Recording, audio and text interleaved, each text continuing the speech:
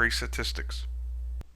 Using the quadratic formula to solve quadratic equations. Lesson objective: solve quadratic equations by using the quadratic formula. Lesson objective: the quadratic formula. The solutions of the quadratic equation ax squared plus bx plus c equals 0 are given by the quadratic formula. X equals negative b plus or minus the square root of b squared minus 4 times ac, all divided by 2a. So the values of a, b, and c are the coefficients for the quadratic equation in standard form. A common mistake is to leave off the negative b when we are dividing by 2a. The 2a is dividing the negative b plus or minus the square root of b squared minus 4ac. Let's do an example. Example 1. Solve x squared minus 6x plus 8 equals 0. Solution. In this case, a is equal to 1, b is equal to negative 6, and c is equal to 8. Here we have the quadratic formula. Now all we have to do is substitute these values in this formula. So b, negative 6 goes here, and here. 1 goes here, 8 goes here, and 1 goes here. Now we follow the order of operations. We have to compute this first. Therefore, we have to compute negative 6 squared first. Negative 6 squared is 36, minus 4 times 1, which is 4, times 8, which is 32. A negative 6 becomes a positive 6, and 2 times 1 is 2. Next, we want to subtract, and we get 6 plus or minus the square root of 4, all divided by 2. Square root of 4 is 2, so we have 6 plus or minus 2 divided by 2. So this is two solutions: 6 minus 2 divided by 2, and 6 plus 2 divided by 2. 6 minus 2 is 4, divided by 2 is 2, and 6 plus 2 is 8, divided by 2 is 4. So the solution to this quadratic equation is x equals 2 and x equals 4. To check it, we start with the original equation. For x equals 2, everywhere we see an x we substitute 2. The left hand side should equal 0 because the right hand side is 0. So we now have 2 squared minus 6 times 2 plus 8. If 2 is a solution, this expression here will equal 0. We have to square first. 2 squared is 4.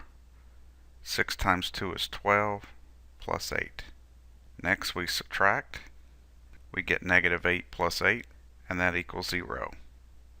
It checks. For x equals 4, the process is essentially the same. We substitute 4 in for x. That gives us 16 minus 24 plus 8. 16 minus 24 is negative 8. Negative 8 plus 8 is 0.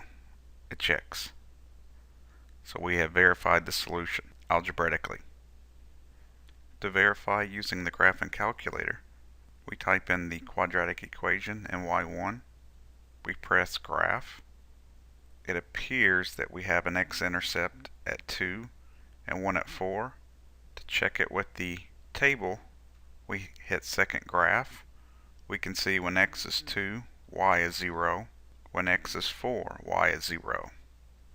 So we have verified using the graphing calculator. There is an additional way we can verify. That's using the value feature. If you press second and trace, which is calculate, number 1 is value, press enter. You'll see this screen is wanting to know what value of x do you want. Type in a 2, hit enter, and the calculator gives the output for the y, which in this case is 0. And when we do 4, we get the same value, 0. Let's do another example. Example 2. Solve 2x squared equals 10x minus 3. Solution? Our first step is to take this quadratic equation and put it in standard form. ax squared plus bx plus c equals 0. So this is not equal to 0. This is not in standard form. So our first step is to subtract 10x to both sides of the equal sign. And finally add 3 to both sides. And we now have 2x squared minus 10x plus 3 equals 0. So the value of a is 2. The value of b is negative 10. And the value of c is 3. Substituting these values in our formula, negative 10 will go in for b, here and here. A is 2, 3 is c, and the denominator is 2 times a, which will be 2 times 2. Again, working inside the square root, negative 10 squared is 100. This will always be a positive number. Make sure you include parentheses. Negative 10 times negative 10 is a positive 100.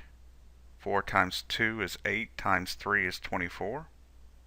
A negative negative 10 becomes a positive 10, and 2 times 2 is 4. So we have x equals 10 plus or minus the square root of 76 divided by 4.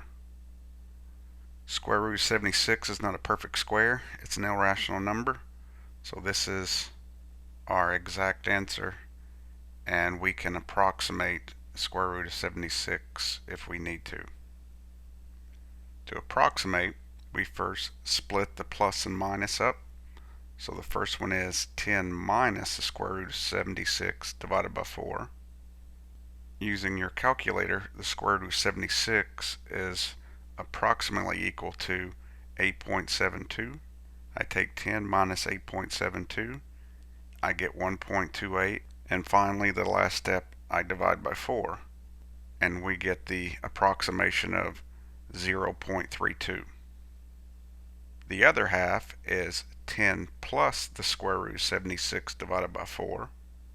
That becomes 10 plus 8.72 divided by 4, which is 18.72 divided by 4, which rounds to 4.68. So these are the two approximations.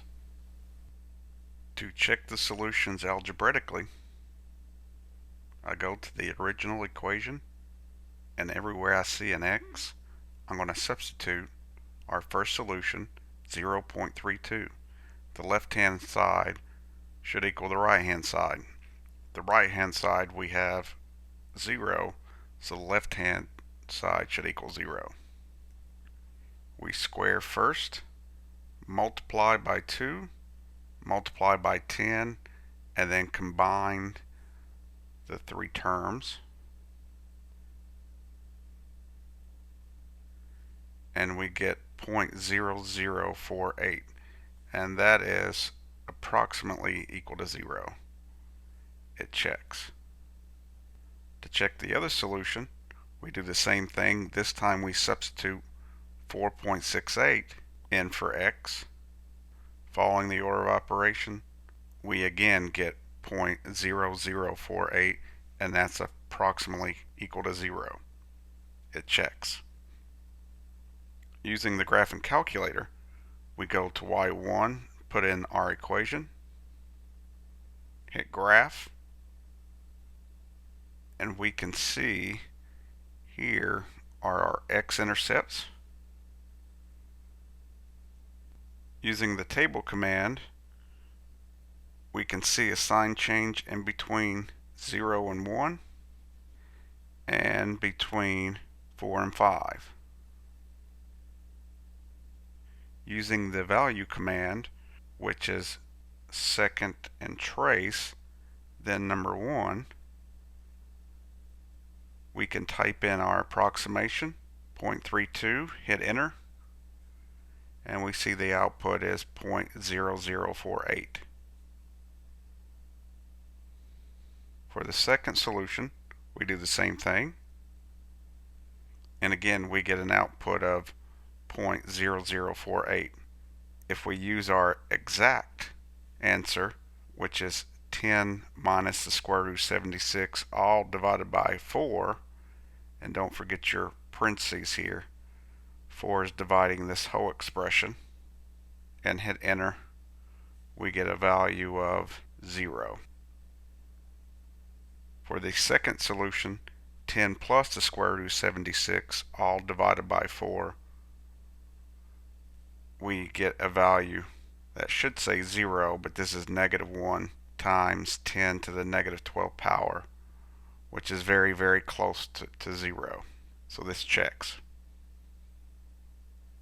Recall, when modeling a quadratic situation, identifying the important parts of a parabola, the x-intercepts, the y-intercept, and the vertex, can be found algebraically, graphically, and numerically.